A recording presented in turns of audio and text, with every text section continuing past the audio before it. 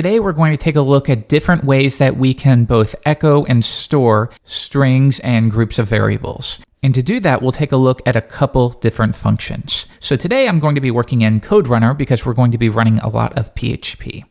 So first, we know that we can echo out a string. We've known that for a while. So I can open up PHP, echo, my name is Jeffrey. And if I run that, sure enough, we get my name is Jeffrey. We already know this. And we also know, though, that we can store that string within a variable, greeting, like so. And now we can echo greeting and get the exact same effect. Good. But what if rather than hard coding the name Jeffrey, that's actually going to be a value that we grab from maybe a database or the query string within the URL? We want to embed that value. Okay, well, let's say name equals Joe. And this variable will represent some kind of dynamic data. Again, maybe we're grabbing it from the query string. Maybe we're fetching some information from a database and we're grabbing the user's name. Just assume that for now, we're hard coding this value in, but in a real world application, it will come from some unspecified source. All right, so now we know that we can do my name is name. And as long as we're using double quotes, we get to take advantage of what's known as interpolation. And interpolation is just a bit of jargon to mean that we can embed variables. Remember, if we change these to single quotes, that's not going to run because we can't use interpolation. But now, what if I want to add my age? And we can say my name is name and I am, and then the age. Currently, I'm 27 years old, so I can say, and I am 27. We're still going to grab that, but now 27 too is going to be grabbed from something like a query string. And maybe you don't want to store age within a variable as well. You could, but maybe you want to be able to do something like using a superglobal. And this is something we haven't covered just yet, but this is simply a way that you can grab values from the URL, and I'll explain that more. So first I want to note that actually this is a little bit dangerous. When you're grabbing information that anyone can set and you're echoing it without cleaning it up, that can be dangerous. But for now, I don't want you to worry about that. We're going to cover security in quite a bit of detail in the future. So what you see here though is we're quickly getting to a point where this isn't going to work. What we could do is wrap it within braces so that we can execute PHP or reference items within an array. But many times what you end up with is a very dirty string. So there are ways that we can actually improve this by using a printf function.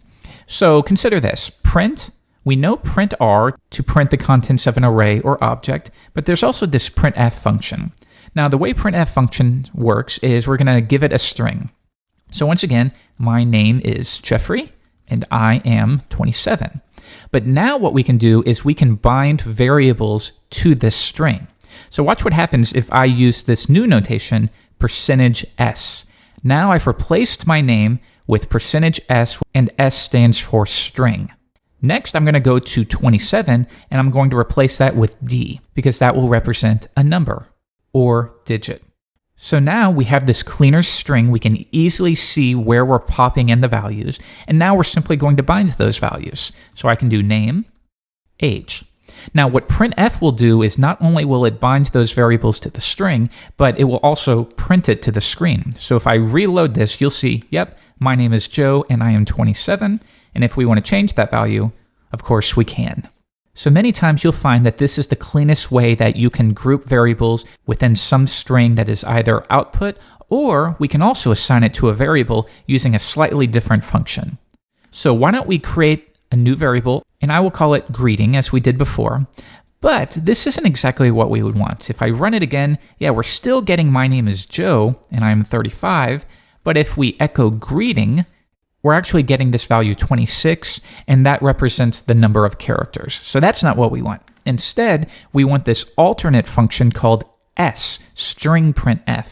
And the only difference, it's the exact same thing, it accepts the same number of parameters. The only difference is that is no longer printed to the screen, it's stored within the variable that you assign it. So now if I echo greeting, you'll see that we get my name is Joe. And just to prove that is the case, if we comment it out, now sprintf is not printing it to the screen. If we remove it, it is. If we add it on, now the value is being assigned to a variable.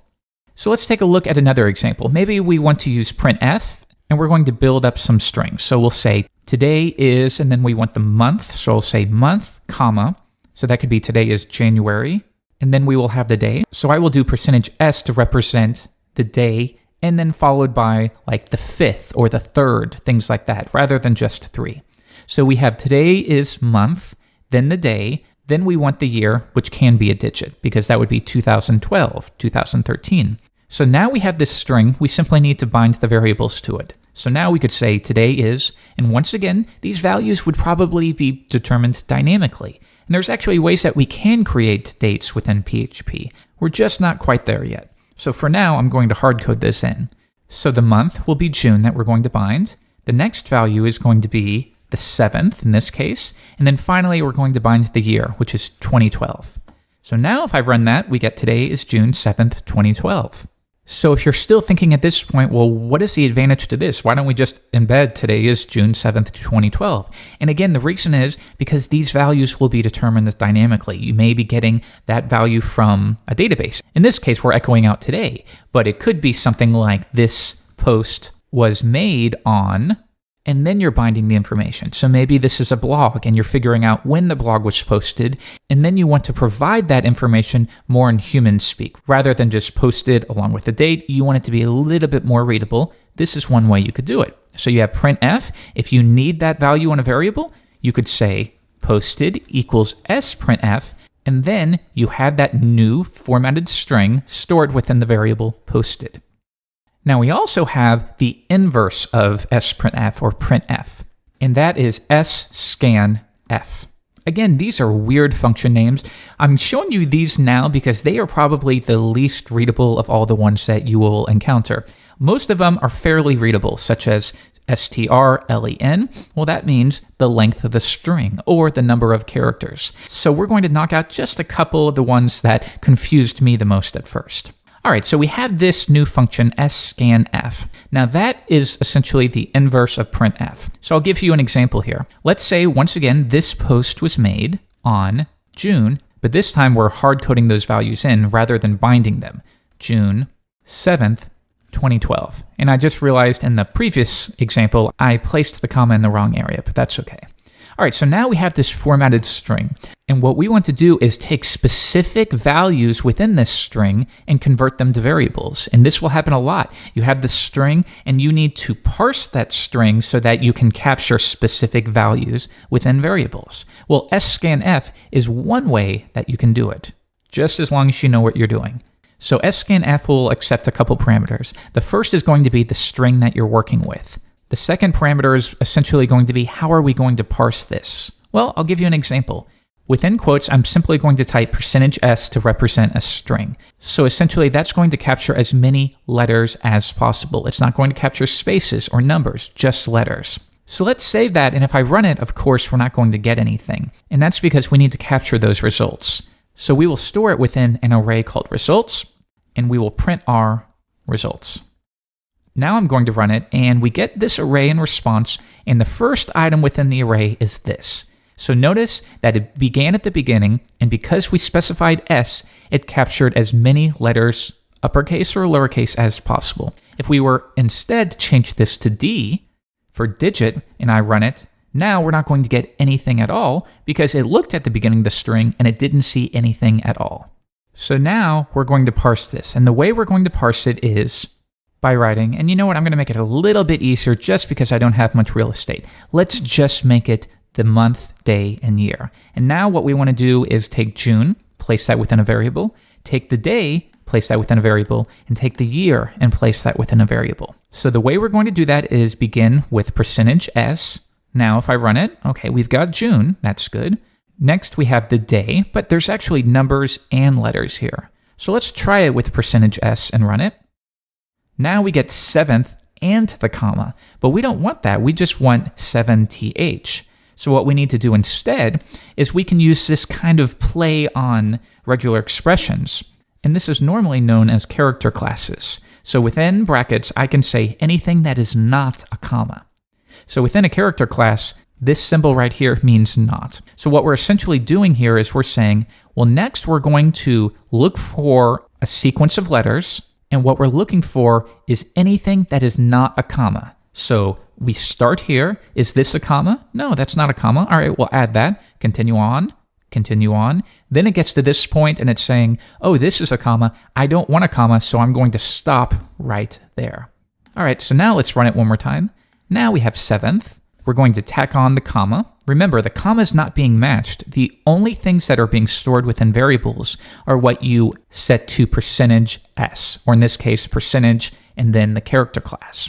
And the final thing we want is the year, so I will place that within %d for the year. Now I can run that, and we have June 7th, 2012. Now there's actually 2 different ways that we can capture this information, because what we've done here is we've parsed this date and we've stored it within an array, but we actually want June to be within a variable called month. We want the year to be within a variable called year. All right, well, there's 2 ways to do that. The first way is to use list, and this is a new function that you haven't learned yet. So in this case, scanf is returning an array. That function returns an array containing your matches, and we are storing that within the results variable. But now we're going to use this new function, list. Now the way list will work is we're going to provide it some named variables: month, day, year.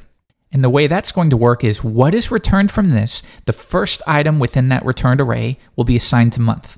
The second item within that returned array will be assigned to day, and the third to year. So here is the results from before. Notice the first item is the month. That is assigned to month. The second item right here is the day, so that gets assigned to day. And the third item is the year, so that gets assigned to year. So now we can do things like this. Echo month, there's June. Echo day, there's 7th. And echo year, 2012. So if this is still confusing to you, think of it this way. List name age equals array Jeffrey 27. So now I can echo name, and notice we're getting my name, and we can echo age 27. We're simply providing this list function an array. In this case, we're setting it right here, and we're taking those items in the array and are assigning it to the variables that we provide within here. And you don't have to specify all of them. So maybe I only want to grab Jeffrey. Okay, well in that case, I only need to provide one. If I echo out name, yes, we're getting Jeffrey, but then there's nothing else to echo out. That's still going to work. You only add those if you need to capture those values as well. Okay, so let's uncomment this, run it again. That is one way to do it. There's also one last way to do it. I'll comment this out. The scanf function also gives us the ability to assign each of these matches to variables as parameters. So in this case, the first one, of course, was the month. So I'm going to assign that to month. The second one is the day. So I'll do day. And the final one is the year. So now, once again, we get the exact same effect. Month, day, and year. And that's going to do it for this lesson. So we took a look at 3 functions. First, we reviewed printf, and that is a way to print information to the screen, but be able to format it and bind variables to a string. We also reviewed sprintf, or some people call it sprintf, and that is the same thing, but it assigns the string to a variable rather than printing it to the screen. And then finally, we looked at scanf, which is essentially the inverse of the others. With scanf, we provided a string, and now we're going to parse that string into variables. Whereas with printf, we're taking existing variables and binding it to a string wherever we specify. All right, that does it. In the next lesson, we're going to discuss functions, which you can think of as little reusable bits of code. I'll see you then.